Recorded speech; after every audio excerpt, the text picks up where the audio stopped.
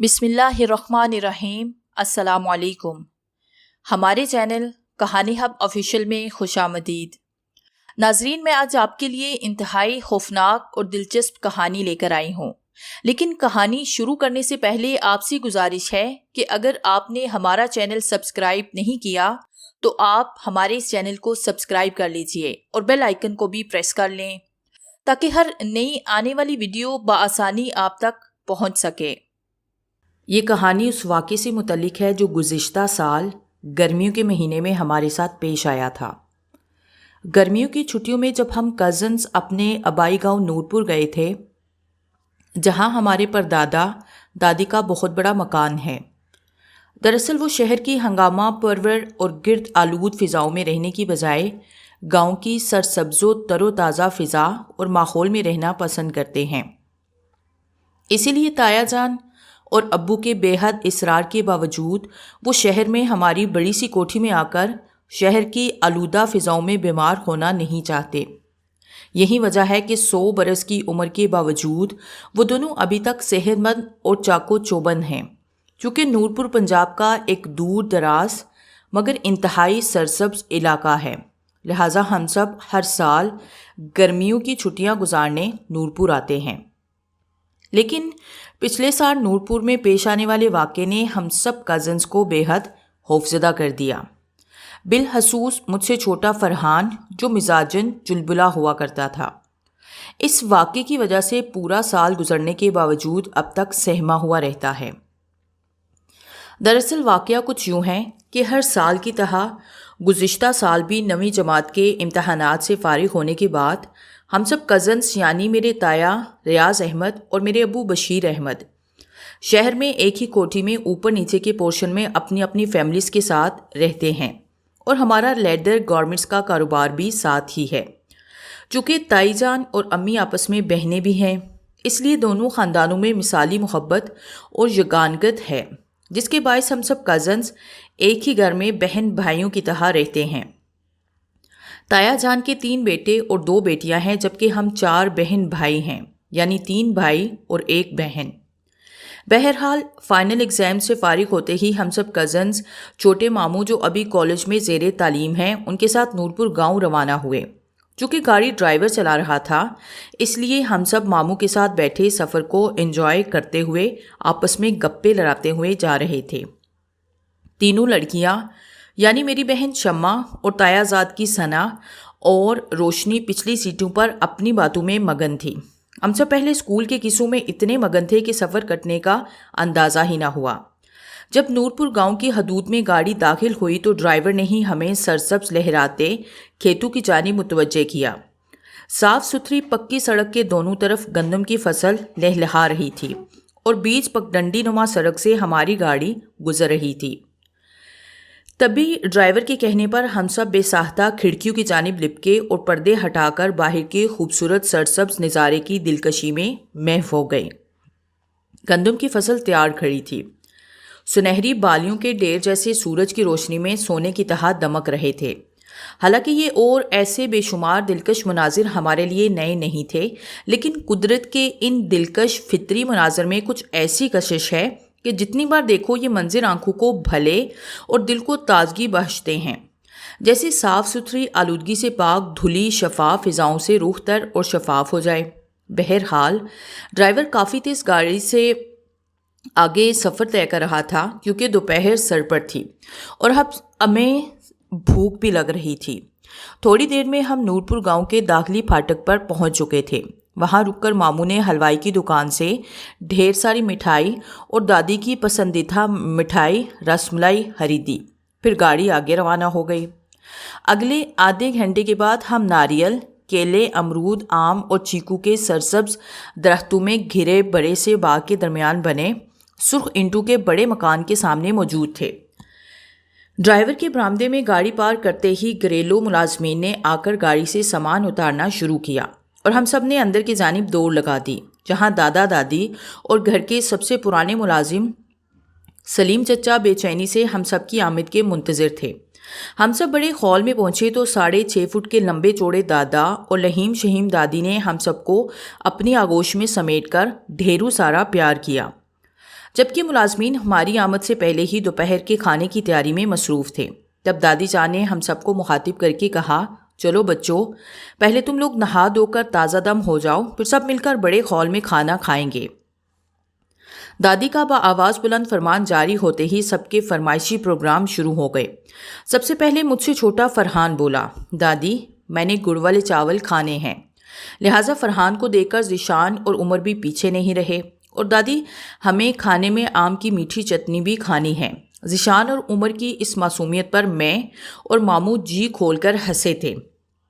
پھر تھوڑی دیر کے بعد بڑے ہال میں گاؤں کے روایتی کھانوں سے اٹھتی اشتہا انگیز خوشبو نے سب کی بھوک بڑھا دی تھی، اور کچھ ضرورت سے زیادہ کھا لینے کے باعث سبھی کیلولا کی غرض سے سونے مشترکہ کمرے میں آرام کے لیے چلے آئے، جبکہ لڑکیاں بھری دوپہر میں اپنی دلچسپ سرگرمی یعنی آم اور پیپل کے گھنے درخت پر ڈالے گئے جھولوں پر جھولنے چل دی تھی۔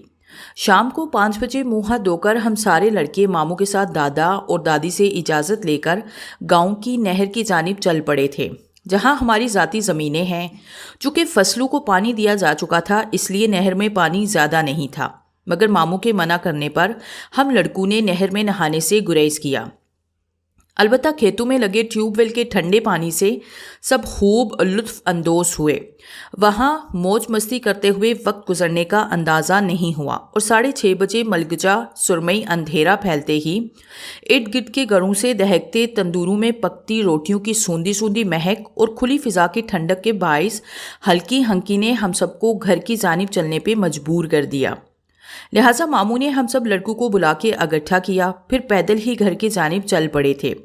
ابھی ہم گھر سے چند فرلانگ کے فاصلے پر تھے کہ وہاں موجود ایک اندھے کنویں کے پاس ایک کالی بلی کو بیٹھے دیکھا۔ اس بلی کی آنکھیں بڑی عجیب سی تھی، جیسے کسی جانور کی نہیں بلکہ انسان کی بولتی آنکھیں ہوں۔ میں نے بڑے غور سے رک کر اس بلی کو دیکھا تھا اور ماموں کو بھی بتایا تھا، لیکن جواباً ماموں بولے، دیکھو کاشان، یہ گاؤں ہے اور یہاں اب بھی پرانے زمانے کی توہم پرستی کے واقعات کو مانا جاتا ہے۔ بڑے بزرگ کہتے ہیں کالی بلی کا راستہ کاٹ جانا اچھا نہیں ہوتا، اس لیے بلی سے کوئی چھیڑ چھاڑ کیے بغیر چپ چاپ یہاں سے نکل چلو۔ فرحان کے مزاج کو تو تم جانتے ہو، کہیں اس کی کسی شرارت سے ہم سب کسی بڑی مصیبت میں پھنس نہ جائیں۔ ابھی ماموں نے اپنی بات مکمل ہی کی تھی کہ فرحان نے زمین سے پتھر اٹھا کے کنویں کے پاس بیٹھی کالی بلی کو مارا، جو عین بلی کی دائیں آنکھ پر جا کے لگا، اور وہ زور کی گراہٹ کے ساتھ وہاں سے بھاگ گئی۔ اس سے پہلے کہ ماموں فرحان کی اس حرکت پر کوئی بات کرتے، بلی کی خوفناک گراہٹ سے سب نے وہاں سے دوڑ لگا دی۔ گھر پہنچ کر ہم سب راستے کے اس معمولی سے واقعے کو بھول بھی چکے تھے، کیونکہ ہمیں معلوم نہیں تھا کہ آگے جا کر یہ معمولی سا واقعہ ہمارے لیے بہت بڑی سبق آموز کہانی بن جائے گا۔ چونکہ گاؤں میں لوگ جلدی سو جاتے ہیں اور سویرے اٹھ بھی جلدی جاتے ہیں، اس لیے مغرب کے بعد ہی سلیم چچا نے کھانا تیار ہونے کی اطلاع دی تھی۔ لہٰذا ہم سب معمول کے مطابق ہاتھ منہ دھو کر بڑے ہال میں پہنچ گئے۔ کھانے سے فارغ ہو کر سب کی مشترکہ فرمائش تھی کہ آج دادی جان سے کوئی پرانے زمانے کا خوفناک قصہ یا کہانی سنیں گے۔ لہٰذا سب نے اندر کمروں میں سونے سے انکار کر دیا تھا، اور کچھ اس روز فضا میں حبس بھی تھا۔ لہٰذا ملازم سے کہہ کر ہم سب کے لیے گھر کے کھلے دالان میں چارپائیاں بچھا دی گئی تھی۔ ہم سب دالان میں پاس پاس چارپائیوں پر بیٹھے دادی کے عشاء کی نماز سے فارغ ہونے کے منتظر تھے، حالانکہ وہ روز ہی ہمیں باقاعدگی سے 5 وقت نماز پڑھنے کی تلقین کرتی تھی۔ فجر میں باقاعدہ سر پر کھڑے ہو کر سب کو نماز کے لیے میں اٹھاتی تھی، جن میں سے میں اور ماموں ہی بمشکل اٹھ کر نماز پڑھتے تھے، پھر دوبارہ لمبی تان کے سو جاتے تھے۔ بہرحال تھوڑی دیر کے بعد چکن کے سفید براق سوٹ میں دادی اپنی محسوس لاٹھی ہاتھ میں تھامے چلی آئی، تو سب نے مشترکہ دادی کہانی سنائی کا نعرہ بلند کیا۔ جواباً دادی اپنے پرنور چہرے کے ساتھ مسکراتے ہوئے پلنگ پر بیٹھ گئی، جبکہ کچھ ہی فاصلے پر اپنے پلنگ پر بیٹھے دادا گرم ہوکا گڑگڑا رہے تھے۔ ہماری فرمائش سن کر دادی سے مخاطب ہو کر بولے، سنو بھگوان، کوئی سچ مچ کی خوفناک کہانی سنا کر بچوں کو پریشان مت کرنا، بس اپنے اور میرے بچپن کا کوئی واقعہ سنا دو، ورنہ رات کا وقت ہے، بچے ڈر جائیں گے۔ جانے دادا جان کی سرزنش میں کیا بات تھی کہ مجھے لگا انہوں نے دانستہ دادی جان کو کسی خاص بات سے روکا ہو، کیونکہ دادی نے جواب دیے بغیر بس ہاتھ سے اشارہ کیا تھا اور دادا سمجھ گئے تھے، اس لیے پھر سے اپنے مشغلے میں مگن ہو گئے۔ پھر دادی نے واقعی اپنے بچپن کا واقعہ سنانا شروع کیا، جب وہ اپنے پھلوں کے باغ میں بھری دوپہر میں گھوما کرتے تھے، کچے امرود اور کیڑیاں توڑا کرتے تھے۔ ابھی وہ ایسا ہی ایک واقعہ سنا رہی تھی کہ میری نظر دالان کی منڈیر پر بیٹھی کالی بلی پر پڑی۔ چاند کی روشنی میں وہ بلی مجھے صاف نظر آ رہی تھی اور بغور دیکھنے پر میں چونکا بلکہ اچھل پڑا تھا۔ یہ وہی بلی تھی جو آج نہر سے واپسی پر راستے میں کنویں کے پاس موجود تھی اور جسے فرحان نے پتھر بھی مارا تھا۔ اس بلی کی آنکھ سے ابھی تک سرخون بہہ رہا تھا، جسے دیکھ کر بے اختیار خوف سے میرے رونگٹے کھڑے ہو گئے۔ میں نے ساتھ بیٹھے ماموں کو کوہنی مار کے دیوار کی منڈیر پر بیٹھی کالی بلی کی جانب اشارہ کیا۔ تب ماموں بھی بری طرح سے چونکے، کیونکہ میری طرح انہوں نے بھی اس کالی بلی میں غیر معمولی پر اسراریت محسوس کی تھی۔ دراصل وہ کالی بلی مسلسل دیوار سے ٹیک لگائے فرحان کو گورے جا رہی تھی، اور تبھی میرا ماتھا ٹھنکا تھا فرحان نے ہی اس بلی کو پتھر مار کے زخمی کیا تھا، کہیں یہ بلی فرحان کو کوئی نقصان نہ پہنچا دے۔ میرے دل میں اچانک ہی یہ خیال آیا تھا، اس لیے میں نے فوراً سے پیشتر سب کو مخاطب کر کے کہا، بہت رات ہو گئی ہے، مجھے تو اس کھلے آسمان کے نیچے سردی لگ رہی ہے، چلو ہم سب اندر کی چل کے سوتے ہیں۔ میرے یہ کہنے پر دادی کے بائیں گھٹنے پر سر رکھے ذیشان اور عمر نے منہ بسوڑ کے مجھے دیکھا۔ وہ قصہ بیچ میں ادھورا چھوڑ کر وہاں سے اٹھنے کے لیے تیار نہیں تھے، اور فرحان بھی ان کا ہمنوا بن گیا تھا، لیکن میرے اصرار پر بے اختیار دادی نے سامنے دیوار کی منڈیر کی جانب دیکھا تھا اور اجنبے میں رہ گئی تھی۔ شاید انہوں نے کچھ محسوس کیا تھا، ورنہ ہم نے کالی بلی کی وہاں موجودگی کے بارے میں دادی کو نہیں بتایا تھا، مگر نہ جانے کیسے انہیں پتہ چل گیا تھا۔ انہوں نے بھی میری بات کی تائید کی تھی، البتہ ان سب کی ضد کی وجہ سے مجھے اور ماموں کو بھی اس رات وہیں چارپائیوں پر سونا پڑا تھا، لیکن میری چھٹی حص خطرے کا الارم دے رہی تھی، اس لیے میں نے ذیشان، عمر اور فرحان کی ضد کی وجہ سے بالخصوص فرحان کو دادی کے ساتھ ان کے بڑے سے پلنگ پر سونے کے لیے کہا تھا۔ فرحان 13 برس کا تھا، اور چونکہ سب گھر بھر کا لاڈلا بھی تھا، اس لیے جانے کیوں مجھے اس کی حفاظت کی فکر لاحق تھی۔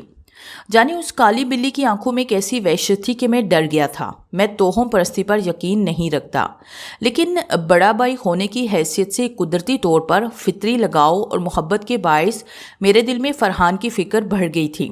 مجھے محسوس ہو رہا تھا کہ جیسے فرحان نے اس کالی بلی کو پتھر مار کے اچھا نہیں کیا، جیسے وہ کالی بلی حقیقت میں جانور نہیں کوئی اور مخلوق ہو، کیونکہ جس وقت فرحان نے اس کالی بلی کو پتھر مارا تھا، جب اسے اب تک اگر وہ بلی عام جانور تھی تو اس کا خون خشک ہو جانا چاہیے تھا، مگر بلی کی آنکھ سے اب بھی تازہ خون ٹپک رہا تھا، جس کے باعث مجھے خوف کے ساتھ ساتھ کسی انہونی کا بھی ڈر تھا۔ بہرحال دادی کے چونک کر دیوار کی منڈیر کی جانب دیکھنے اور پھر خاموشی اختیار کر لینے پر مجھے بھی اجنبا سا ہوا تھا۔ دادی نے بلی کو دیکھ کر انجانے پن کر تاثر کیوں دیا؟ اگر بلی ہمیں نظر آ رہی تھی تو انہیں بھی نظر آئی ہوگی، پھر انہوں نے اسے نظر انداز کیوں کیا؟ حالانکہ بلی کی جانب دیکھ کر ان کی آنکھوں میں اچانک اجنبے کے ساتھ فکر مندی بھی امڑ آئی تھی۔ ان کی خاموشی پر میں نے دانستہ فرحان کو دادی کے ساتھ سونے کی تاکید کی تھی، تب جا کر مجھے اطمینان ہوا تھا۔ جانے کیوں مجھے یقین تھا کہ دادی کی موجودگی میں وہ کالی بلی فرحان کو کوئی بھی نقصان نہیں پہنچا سکے گی۔ بہرحال تھوڑی دیر کے بعد ہم سب گہری نیند میں چلے گئے۔ شاید کوئی رات 3 بجے کا وقت ہوگا، تب اچانک پیاس لگنے کی وجہ سے میری آنکھ کھل گئی۔ میرا اور ماموں کا پلنگ ساتھ ساتھ بچھا تھا۔ آنکھ کھلتے ہی میری نظر بے ساختہ دادی کے پلنگ پر پڑ گئی، اور وہاں انہیں نہ پا کر میں بے اختیار اپنے پلنگ سے چھلانگ لگا کے اترا۔ فرحان کو قریب سے صحیح سلامت دیکھ کر میری جان میں جان آئی تو میں دادی کی تلاش میں آگے بڑھا۔ تبھی میری آنکھیں خوف اور حیرت سے کھلی کی کھلی رہ گئی جب میں نے دادی کو سامنے صحن کی دیوار کے پاس کھڑے دیکھا۔ میں میکانکی انداز میں چلتا ہوا ان کے پاس پہنچا تو وہ کالی بلی سے کہہ رہی تھی، یہ تیری آنکھ کو کیا ہوا؟ تیرے ذہن سے تو خون بہہ رہا ہے، کہیں کسی بچے نے تو شرارت سے نہیں مارا؟ دیکھ تو اسے معاف کر دینا، معصوم بچے فرشتے ہوتے ہیں، انہیں نقصان نہیں پہنچانا چاہیے۔ پھر تجھے ضرورت کیا ہے ادھر ادھر گھومنے کی؟ آ میں تیرا زخم صاف کر دوں۔ دادی اس کالی بلی سے باتیں کر رہی تھی جیسے کسی انسان سے باتیں کر رہی ہوں۔ میری خوف سے گگی بن چکی تھی کیونکہ آنن فانن دادی نے دونوں بازو پھیلا کے اس کالی بلی کو اپنے بازو میں اٹھایا تھا، پھر وہیں بیٹھ کر اس کا زخم صاف کرنے لگی، ساتھ ہی اس سے باتیں بھی کرتی جا رہی تھی۔ میں وہیں کھڑا سب کچھ اپنی آنکھوں سے تک رہا تھا۔ دادی بار بار اسے ایک ہی تاکید کر رہی تھی کہ دیکھ شامو، جس بچے نے بھی یہ شرارت کی ہے تو اسے کوئی نقصان نہیں پہنچانا، اسے کیا معلوم کہ تو کون ہے، اور ہاں شہر سے بچے آئے ہوئے ہیں، جب تک وہ سب یہاں ہیں تو یہاں مت آنا، وہ بیچارے خوفزدہ ہو جائیں گے۔ دادی اپنی بات مکمل کر کے کالی بلی کو دوبارہ دیوار کی منڈیر پر بٹھا کے کہہ رہی تھی، اب تو اپنے ٹھکانے پر جا، صبح ہونے والی ہے، کسی بچے کی آنکھ کھل گئی تو وہ طرح طرح کے سوال کریں گے۔ دادی اٹھ کھڑی ہوئی تھی اور جانے کہاں سے میرے اندر اتنی طاقت آئی تھی کہ میں الٹے پاؤں وہاں سے تیزی سے آ کر واپس اپنے پلنگ پر لیٹ گیا تھا۔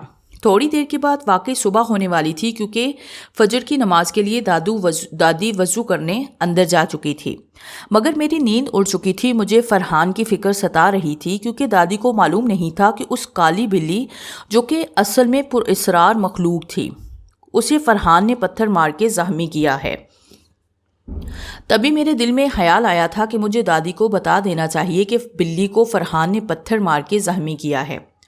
دراصل میرے دل میں اب یہ بھی ڈر تھا کہ کہیں وہ پراسرار مخلوق فرحان کو نقصان نہ پہنچائے۔ اگرچہ دادی نے اس کالی بلی کو تاکید بھی کی تھی کہ وہ اسے انجانے بچے کو معاف کر دے، اسے کوئی نقصان نہ پہنچائے، لیکن میرے دل کو بے چینی لاحق تھی، اس لیے صبح ہوتے ہی میں نے دادی کو جا لیا۔ وہ فجر کی نماز اپنے کمرے میں پڑھ رہی تھی۔ ان کے فارغ ہوتے ہی میں نے ان سے سوال کر ڈالا، دادی رات اب اس کالی بلی سے جو باتیں کر رہی تھی وہ میں نے سن لی تھی۔ دراصل میں آپ کو یہ بتانا چاہتا ہوں کہ اس کالی بلی کو فرحان نے پتھر مار کے زخمی کیا تھا۔ پہلے میں بھی اسے عام جانور سمجھا تھا، لیکن کل رات آپ کو اس سے باتیں کرتے سن کر مجھے یقین ہو گیا کہ وہ کوئی عام بلی نہیں بلکہ کوئی پراسرار مخلوق ہے۔ آخر اس کی حقیقت کیا ہے؟ کہیں وہ فرحان کو نقصان نہ پہنچا دے۔ پلیز آپ مجھے بتائیں آخر یہ ماجرا کیا ہے؟ میرے اصرار پر مجبوراً دادی کو اس کالی بلی کی حقیقت مجھے بتانا پڑی۔ کاشان جسے تم بلی سمجھ رہے ہو اور جسے فرحان نے پتھر مار کے اس کی ایک آنکھ ضائع کی ہے، وہ دراصل ایک ہندو بچے کی آتما ہے۔ شہر کے پڑھے لکھے لوگ جن بھوتوں پر یقین نہیں رکھتے، لیکن یہ سچ ہے، یہ بھی اللہ کی مخلوق ہوتے ہیں، کچھ نیک اور کچھ شرارتی، مگر یہ ہندو بچہ ہمارے گھر کا وفادار ملازم تھا۔ میں نے ہمیشہ اسے گھر کے دوسرے بچوں کی طرح سمجھا، اسے ملازم سمجھ کر بدسلوکی یا تفریق نہیں کی، اس لیے وہ مجھ سے زیادہ قریب تھا۔ ایک رات وہ گاؤں میں لگے میلے سے واپس آ رہا تھا۔ رات میں کسی چور لٹیرے نے اسے لوٹ لیا اور اس کے ہاتھ سے گھڑی چھین کر اسے زندہ کنویں میں پھینک کر فرار ہو گیا۔ جب وہ گھر واپس نہ لوٹا تو تمہارے دادا نے چاروں طرف ملازمین دوڑا کر اسے تلاش کرنے کی کوشش کی، لیکن مایوس ہو کے واپس آ گئے۔ تب 4 دن کے بعد گھر سے قریب اندھے کنویں سے اس کی گلی سڑی لاش ملی۔ یہ اس وقت کا واقعہ ہے جب تمہارے ابو اور چچا بچے تھے۔ وہ ہندو بچہ انہی کے ساتھ پلا بھرا تھا۔ اس کی بے بسی کی موت کا ہم سب کو بہت صدمہ تھا۔ بیچارہ اندھے کنویں میں دن رات زندہ پڑا، جانے کب تک تڑپتا رہا ہوگا۔ پھر جا کے بھوک پیاس اور زخموں سے چور بدن سے روح نکلی ہوگی۔ چونکہ ہندو دھرم میں دوسرے جنم کا عقیدہ پختہ ہوتا ہے، اس لیے گاؤں کے سبھی لوگوں کا اس کی ناگہانی موت پر کہنا تھا کہ یہ بچہ دوسرا جنم لے کر اپنے قاتل سے اپنی موت کا بدلہ ضرور لے گا، اور واقعی ایسا ہی ہوا۔ کچھ عرصے کے بعد گاؤں کے پھاٹک پر ایک انجان شخص کی لاش پڑی ملی، جس کی آنکھیں کسی جانور نے پنجوں سے نکالی ہوئی تھی۔ بعد میں پتہ چلا کہ وہ شخص کسی دوسرے گاؤں کا چور چکا تھا۔ چونکہ دوسرے جنم میں اس نے بلی کی شکل لی تھی، اس لیے تبھی اپنی موت کے کچھ عرصے کے بعد سے اس کالی بلی نے مستقل پھر سے اس گھر میں ڈیرا ڈال لیا جسے تم کالی بلی سمجھ رہے ہو۔ دراصل یہ وہی ہندو بچہ ہے، وہ تمہیں بلی نظر آتی ہے، مگر میں اسے اسی انسانی روپ میں دیکھتی ہوں جس میں وہ میرے گھر میں پلا بھرا تھا۔ وہ صرف مجھے انسانی شکل میں دکھائی دیتا ہے۔ شاید میری محبت اور انسانی ہمدردی کے صلے میں قدرت کا یہ کرشمہ ہے کہ وہ سب کو ایک جانور بلی کی شکل میں دکھائی دیتا ہے، لیکن میری آنکھیں اسے اپنے شاموں کے روپ میں دیکھتی ہیں۔ بس یہی حقیقت ہے اس کالی بلی کی۔ لیکن فرحان کو اسے مارنا نہیں چاہیے تھا۔ کیا ہوا، جو وہ جانور کی شکل میں نظر آتا ہے پر ہے تو اللہ کی مخلوق، اور اللہ کی بے زبان مخلوق کو کبھی جان بوجھ کر تنگ نہیں کرنا چاہیے، کیا پتہ کوئی دوسری مخلوق کے روپ میں موجود ہو۔ تب میں نے فکر مند لہجے میں جواباً کہا تھا، لیکن دادی اب فرحان کو وہ مخلوق نقصان بھی پہنچا سکتی ہے، پلیز آپ کچھ کریں، مجھے فرحان کی بہت فکر ہے۔ میری پریشان صورت دیکھ کر دادی بھی فکر مند ہو گئی تھی اور فوراً اٹھ کر میرے ساتھ باہر دالان کی جانب دوڑی تھی، مگر شاید ہماری باتوں میں بہت دیر ہو چکی تھی۔ جب ہم وہاں دالان میں پہنچے تو فرحان دادی کے پلنگ سے غائب تھا۔ خوف سے میری چیخ نکل گئی تھی اور انجانے دکھ نے میری آنکھیں اشکبار کر دی تھی۔ میری چیخ کی آواز سے سب اٹھ گئے اور آنن فانن فرحان کی گمشدگی کی خبر پورے گاؤں میں پھیل گئی۔ ہم سب اسی وقت فرحان کی تلاش میں گھر سے نکل پڑے۔ تب اندھے کنویں کے قریب جہاں پر فرحان نے کالی بلی کو بیٹھے دے کر پتھر مارا تھا، وہیں پر فرحان بے ہوشی کی حالت میں ملا۔ جب ماموں نے اس کی پشت پکڑ کے سیدھا کیا تو ہم سب کی بے اختیار چیخیں نکل گئی، کیونکہ فرحان کی آنکھیں نکال لی گئی تھی اور اس کے خالی دیدوں کی جگہ گھروں سے خون بہہ رہا تھا۔ میں نے اور ماموں نے فرحان کو اپنے بازو میں اٹھایا اور اسی وقت اسے لے کر گاڑی میں شہر کے ہاسپٹل پہنچے تھے۔ ڈاکٹرز کی بروقت ٹریٹمنٹ سے فرحان کی جان تو بچ گئی تھی، لیکن وہ اپنی دونوں آنکھیں گنوا بیٹھا تھا۔ وہ ہمیشہ کے لیے اندھا ہو چکا تھا۔ بس ایک معمولی سی شرارت نے فرحان کو ہنستی مسکراتی دنیا کو اندھیروں میں بدل دیا تھا۔ اس دکھ اور صدمے نے ہم سب کو ادموا کر دیا تھا، مگر دادی نے پرپوتے کی محبت میں اس کالی بلی کو، جو حقیقت میں وہ ہندو بچہ تھا جسے اپنے ہاتھوں سے دادی نے پال پوس کے بڑا کیا تھا، ہمیشہ کے لیے گھر سے دربدر کر دیا تھا۔ اور اپنی سزا کے بعد وہ کالی بلی پھر کبھی اس گھر تو دور گاؤں میں بھی دکھائی نہیں دی۔ اس نے فرحان سے اس کی شرارت کا بدلہ تو لے لیا، لیکن دادی کی محبت شفقت سے ہمیشہ کے لیے محروم ہو گیا۔ بس تب سے خاندان کے سارے بچوں نے کسی بھی بے جان جانور کو مارنے یا تکلیف پہنچانے سے گریز کیا۔ اگرچہ فرحان کی ذات کا اتنا بڑا نقصان ہو چکا تھا، مگر اس مخلوق نے اس کی جان بخش دی تھی۔ ہم سب کے لیے یہی کافی تھا۔ البتہ اس واقعے کے بعد سے اس بلی کو سب نے پر اصرار خونی بلی کے نام سے یاد رکھا۔